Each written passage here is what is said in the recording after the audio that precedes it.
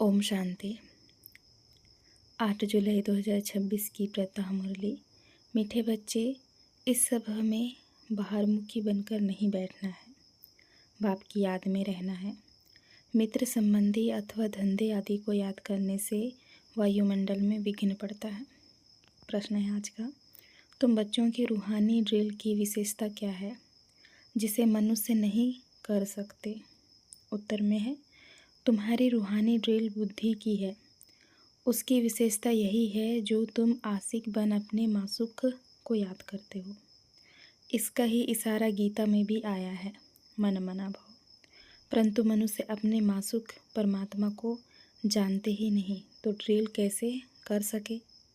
वे तो एक दो को जिस्मानी ड्रिल सिखलाते हैं। ओम शांति। बच्चे भी समझते हैं, बाप भी समझते हैं कि बच्चे योग कराने वाले यहाँ क्या कर रहे हैं? याद की यात्रा की ड्रिल करा रहे हैं। मुख से कुछ भी कहने का नहीं है। किसकी याद है? परमपिता परमात्मा शिव बाबा की। उनकी याद में रहने से हमारे जो भी विकर्म हैं वह भस्म हो जाएंगे और विक्रमाजीत बन जाएंगे। जितना जो याद की ड्रिल में रहेंगे, यह आत्मा की ड्रिल है, शरीर की नहीं। भारत में जो भी ड्रिल सिखाते हैं वह सब है जिस्मानी, यह है रूहानी ड्रिल। इस रूहानी ड्रिल को तुम बच्चों के सिवाय कोई जानते ही नहीं। रूहानी ड्रिल का इशारा गीता में है जरूर, भगवानुवाच, अथवा भगवान के बच्चों का भी वाच है। तुम अभी भगवान शिव बाबा के बच्चे बने हो ना। बच्चों को फरमान मिला है, माँ में कम याद करो। बाप भी ड्रिल सिखलाते हैं, बच्चे भी यही ड्रिल सिखलाते हैं। कल्प पहले भी बाप ने यही कहा था कि मुझ बाप को याद करो। इसमें घड़ी घड़ी कहने की दरकार नहीं है, परंतु कहना पड़ता है। यहाँ बैठे कोई अपने मित्र संबंधियों धंधे आदि को याद करते रहते हैं तो वायुमंडल में विघ्न डालते हैं। बाप कहते हैं, जैसे यहाँ तुम याद में बैठे हो, ऐसे ही चलते फिरते कर्म करते हुए याद में रहना है। जैसे आशिक मासूक एक दो को याद करते हैं, उन्हों की याद है जिस्मानी, तुम्हारी है रूहानी याद।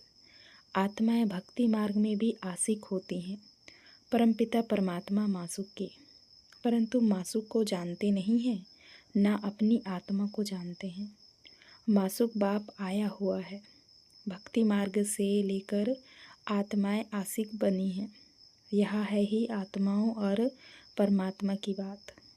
बाप बच्चों को सम्मुख कहते हैं, तुम आशिक मुझ मासूक को याद करते हो कि बाबा आओ, हमको आकर दुख से लिबरेट करो और अपने साथ शांति धाम में ले चलो। तुम जानते हो अब इस दुख धाम मृत्यु लोक का विनाश होना है। अमर लोक जिंदाबाद, मृत्यु लोक मुर्दाबाद। तुम अभी ब्राह्मण बच्चे बने हो, तुम्हारे में भी नंबरवार पुरुषार्थ अनुसार है। तुम बच्चों को पूरा निश्चय होना चाहिए कि हम अब नरकवासी से स्वर्गवासी 21 जन्म लिए बनते हैं। कोई मरता है तो कहते हैं स्वर्गवासी हुआ, परंतु कितने समय के लिए स्वर्गवासी हुआ यह कोई भी नहीं जानते हैं। अब तुम पुरुषार्थ कर रहे हो स्वर्गवासी बनने के लिए। यह कौन निश्चय कराते हैं?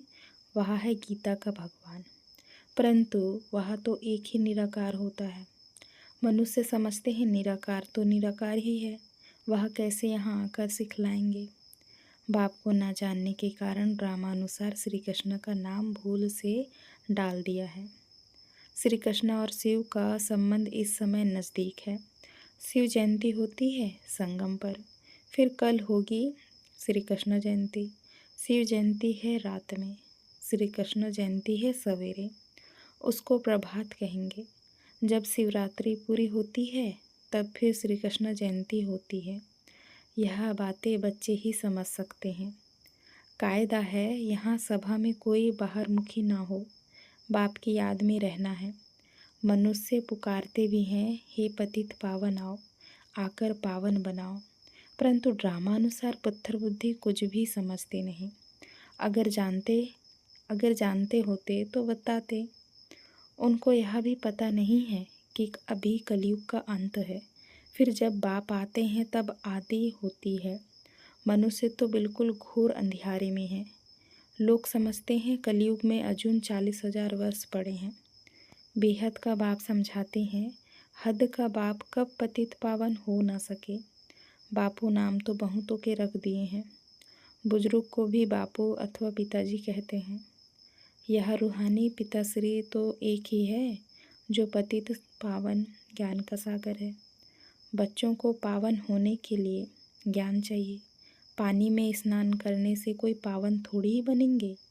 तुम जानते हो शिव बाबा हमारे सामने इस तन में प्रत्यक्ष है। ब्रह्मा द्वारा ब्राह्मणों को राजयोग सिखा रहे हैं। वह तो कह देते हैं भगवानु आज अर्जुन प्रति ब्राह्मणों का नाम निशान नहीं है।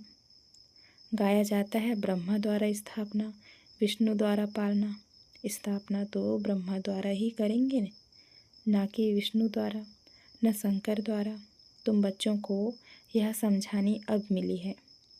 बाप को यहाँ आना पड़ता है। वापस तो कोई भी आत्मा जा नहीं सकती। जो भी आते हैं उनको सतो रजो तमो से पास करना ही है। श्री कृष्ण भी पूरे 84 जन्म लेते हैं और पूरे 5,000 वर्ष पाठ बजाया। जब आत्मा पेट में है तो भी जन्म तो है। श्री कृष्ण की आत्मा जब सतयुग में आती है, गर्भ में प्रवेश किया, तब से लेकर 5,000 वर्ष में 84 जन्मों का पाठ बजाना है।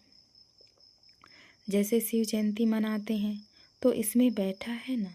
श्री कृष्ण की आत्मा भी गर्भ में आई, चुरपुर हुई। उस समय से लेकर 5,000 वर्ष का हिसाब शुरू होता है। अगर कम जास्ती हो तो फिर 5,000 वर्ष में कम हो जाए। यह बड़ी सूक्ष्म समझने की बातें हैं। बच्चे जानते हैं श्री कृष्ण की आत्मा फिर से यह ज्ञान ले रही है, फिर से श्री कृष्ण बनने के लिए। तुम भी कंसपुरी से कृष्णपुरी में जाते हो। यह बातें बाप बैठ बच्चों को समझाते हैं। बाबा कहते हैं माया बड़ी दुस्सर है, अच्छे अच्छे महारथियों को भी हरा देती है। ज्ञान लेते लेते कहाँ ग्रहचारी बैठ जाती है। आश्चर्यवत हमारा बनंती कथंती अहो माया फिर भी भगंती हो जाते हैं। कमाई में ग्रहचारी बैठ जाती है। राहु का ग्रहण सबको लगा हुआ है। अभी तुम्हारे पर बृहस्पति की दशा बैठी है। फिर चलते चलते कोई पर राहु का ग्रहण बैठ जाता है। तब कहते हैं महान कमबख्त, इस दुनिया में देखना हो तो यहाँ देखो। तुम्हारी आत्मा कहती है हम बाप से सदा सुख का वर्षा ले रहे हैं। बाबा आपसे कल्प पहले भी यह वर्षा लिया था, फिर से अब बाप के पास आए हैं। बाप ने समझाया है बाहर तुम्हारे सेंटर्स पर बहुत आएंगे समझने के लिए। यहाँ है इंद्र सभा। इंद्र शिव बाबा है ना, जो ज्ञान वर्षा बरसाते हैं। तो ऐसी सभा में पतित कोई आ नहीं सकता। सब्ज परी, पुखराज परी जो ब्राह्मणियाँ पंडा बन आती हैं, उनको कहेंगे अपने साथ कोई भी विकार में जाने वाले को नहीं ला सकते हो, नहीं तो दोनों रिस्पॉन्सिबल हो जाते हैं। किसी विकारी को साथ ले आए तो उन पर बहुत दाग लग जाते हैं, फिर बहुत भारी सज़ा मिल जाती है। परियों के ऊपर बहुत रिस्पॉन्सिबिलिटी है। कहते हैं मानसरोवर पर स्नान करने से परी बन जाते हैं। वास्तव में यह है ज्ञान मानसरोवर। बाबा मनुष्य तन में आकर ज्ञान वर्षा बरसाते हैं। ज्ञान सागर है ना, तुम नदी भी हो, सरोवर भी हो। ज्ञान सागर इसमें बैठ बच्चों को लायक बनाते हैं स्वर्ग में जाने के लिए। स्वर्ग में है श्री लक्ष्मी नारायण का राज्य।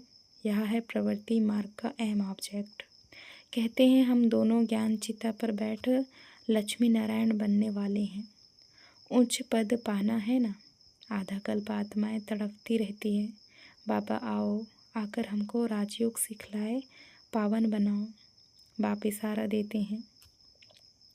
भारतवासी जो देवी देवताओं को मानने वाले हैं, उन्होंने ज़रूर 84 जन्म भोगे हैं। जो देवी देवताओं के भक्त हैं, कोशिश कर उनको समझाओ। बाप कैसे आकर 3 धर्म स्थापन करते हैं। ब्राह्मण, सूर्यवंशी, चंद्रवंशी तीनों धर्म स्थापन करते हैं। तीनों धर्म बाप स्थापन करते हैं। आधा कल्प फिर और कोई धर्म स्थापन नहीं होता है। फिर आधा कल्प में कितने मठ, पंथ आदि धर्म ढेर के ढेर स्थापन होते हैं। कहाँ आधा कल्प में एक धर्म, सो भी संगम युग पर भविष्य के लिए राजधानी स्थापन करते हैं। वह सब पुरानी दुनिया में ही अपना धर्म स्थापन करते हैं। यहाँ बाप आधा कल्प के लिए एक धर्म की स्थापना करते हैं। कोई और में पावर नहीं।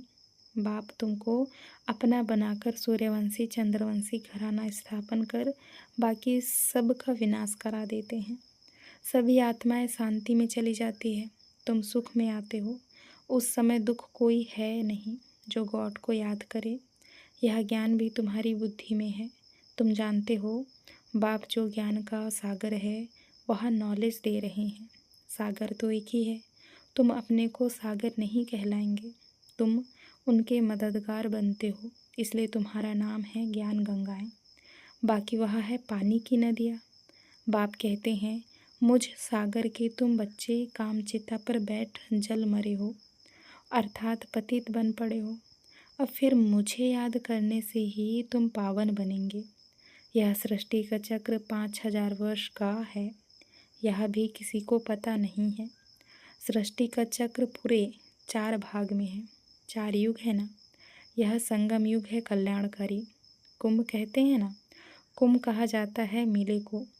नदी आकर सागर से मिलती है, आत्मा आकर परमात्मा से मिलती है, इसको कुंभ कहते हैं। आत्मा और परमात्मा का मेला भी तुम देखते हो, तुम आपस में मिलते हो, सेमिनार करते हो, इसको कुंभ नहीं कहेंगे। सागर तो अपनी जगह पर बैठे हैं, इस तन में है ना। जहाँ इनका तन वहाँ ज्ञान का सागर है। बाकी तुम आपस में ज्ञान गंगाएं मिलती हो। नदियाँ छोटी बड़ी तो होती हैं ना, वहाँ स्नान करने जाते हैं। गंगा, जमुना, सरस्वती आदि तो है ही। दिल्ली जमुना का कंटा है स्वर्ग। दिल्ली के लिए कहते हैं परिस्थान था। जब लक्ष्मी नारायण का राज्य था, ऐसे नहीं कि श्री कृष्ण का राज्य था। राधे कृष्ण युगल हो तब राज्य कर सके। अब तुम बच्चे कितने खुशी में हो। माया के तूफान तो बहुत आएंगे। बेहद की बॉक्सिंग है। हर एक की 5 विकारों के साथ युद्ध चलती है। हम चाहते हैं बाबा को निरंतर याद करें। माया हमारा योग उड़ा देती है। एक खेल भी दिखाते हैं, परमात्मा अपनी तरफ खींचते हैं, माया अपनी तरफ। ऐसा एक नाटक बनाया है। बाइस्कोप का फैशन अभी निकला है। तुमको ड्रामानुसार बाइस्कोप पर ही समझाना था। नाटक में तो बदली सदली होती है। यह तो अनादि अविनाशी ड्रामा बना बनाया है। बनी बनाई बन रही। फलाना मर गया, इतना ही पाठ था। हम चिंता क्यों करें, ड्रामा है ना। शरीर छोड़ दिया फिर थोड़ी ही आ सकता। रोने से फ़ायदा ही क्या। इसका नाम ही है दुखधाम। सतयुग में मोहजित राजाएं होते हैं, इस पर कहानी भी है। सतयुग में मोह की बात होती नहीं। यहाँ तो मनुष्यों का कितना मोह है। किसी को रोना ना आए तो रोकर भी उनको रुला देंगे, तो समझे कि यहाँ अफसोस करते हैं, नहीं तो गलानी हो जाए। भारत में ही यह सब रिवाज है। भारत में ही दुख, भारत में ही सुख, भारत में ही बहुत दुख होता है। भारत में गॉड गॉडेज राज्य करते थे। विदेशी लोग पुराने चित्र बड़ी खुशी से लेते हैं। पुरानी चीज़ का मान होता है। सबसे पुराना शिव तो यहाँ आया था ना, उनकी कितनी पूजा करते हैं। अब तो शिव बाबा आया है, तुम पूजा नहीं करेंगे। वह होकर गया है तो उनकी पूजा करते रहते हैं। अच्छा, याद प्यार लेते हैं। मीठे मीठे से कल दे बच्चों प्रति माता पिता बाप दादा का याद प्यार और गुड मॉर्निंग। रूहानी बाप के रूहानी बच्चों को नमस्ते। हम रूहानी बच्चों की रूहानी माता पिता बाप दादा को याद प्यार और नमस्ते नमस्ते। शुक्रिया बाबा, शुक्रिया। धारणा के लिए मुख्य सार है। पहला पॉइंट, ड्रामा के ज्ञान को बुद्धि में रख निश्चिंत बनना है। किसी भी प्रकार की चिंता नहीं करनी है, क्योंकि जानते हैं बनी बनाई बन रही, निर्मोही बनना है। दूसरा पॉइंट है, बाप द्वारा जबकि बृहस्पति की दशा बैठी है तो संभाल करनी है, राहु का ग्रहण ना लग जाए। कोई भी ग्रहचारी हो तो उसे ज्ञान दान से समाप्त करना है। आज का वरदान है, स्वयं के टेंशन पर अटेंशन देकर विश्व का टेंशन समाप्त करने वाले विश्व कल्याणकारी भव। स्वयं के टेंशन पर अटेंशन देकर विश्व का टेंशन समाप्त करने वाली विश्व कल्याणकारी भव। विस्तार है, जब दूसरों के प्रति जास्ती अटेंशन देते हो तो अपने अंदर टेंशन चलता है, इसलिए विस्तार करने के बजाय सार स्वरूप में स्थित हो जाओ। क्वांटिटी के संकल्पों को समाकर क्वालिटी वाले संकल्प करो। पहले अपने टेंशन पर अटेंशन दो, तब विश्व में जो अनेक प्रकार के टेंशन हैं उनको समाप्त कर विश्व कल्याणकारी बन सकेंगे। पहले अपने आप को देखो, अपनी सर्विस फर्स्ट। अपनी सर्विस की तो दूसरों की सर्विस स्वतः हो जाएगी। स्लोगन है, योग की अनुभूति करनी है तो दृढ़ता की शक्ति से मन को कंट्रोल करो। योग की अनुभूति करनी है तो दृढ़ता की शक्ति से मन को कंट्रोल करो। यह व्यक्ति सारे ज्वाला स्वरूप स्थिति में रह शक्तिशाली याद का अनुभव करो। जितना स्थापना के निमित्त बने हुए ज्वाला रूप होंगे, उतना ही विनाश ज्वाला प्रत्यक्ष होगी। संगठन रूप में ज्वाला रूप की याद विश्व के विनाश का कार्य संपन्न करेगी। इसके लिए हर सेवा केंद्र पर विशेष योग के प्रोग्राम चलते रहे तो विनाश ज्वाला को पंखा लगेगा। योग अग्नि से विनाश की अग्नि जलेगी, ज्वाला से ज्वाला प्रज्वलित होगी। अच्छा, ओम शांति बाबा। शुक्रिया शुक्रिया शुक्रिया बाबा।